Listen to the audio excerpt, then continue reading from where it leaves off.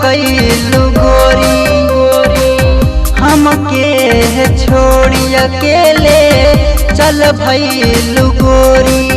चल भैलू गोरी दिल लेके हमारा संगे धोखा कैलू गोरी हमके छोड़ी अकेले चल भैलू गोरी अब दर्द नहीं हमसे सहाता कैसे रही बोला गोरी अब जियल न जाता कैसे रही बोला गोरी अब जियल न जाता अब जियल न जाता।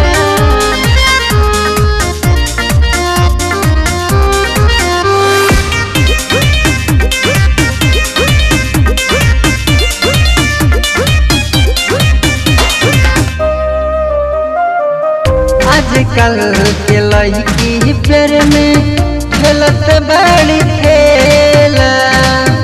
मौज कैल चाहत बड़ी घूम के अकेला आजकल के लड़की पेड़ में खेलत बड़ी खेला मौज कैल चाहेली घूम के अकेला अब कुछ नहीं हमारा बुझाता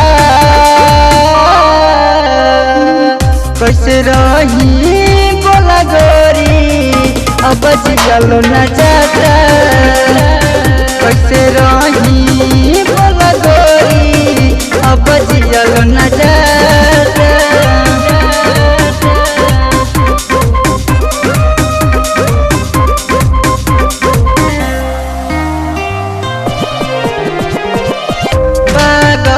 बनवले बिया दिलवा चोरा के काहे अजीत शिशु के बैलू बुला के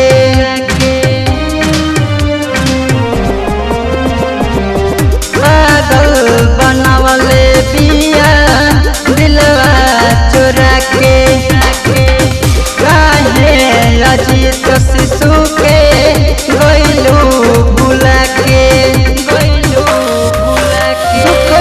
नहीं हमसे सहाता कैसे रही बोला गोरी अब जियल न जाता कैसे रही बोला गोरी अब जियल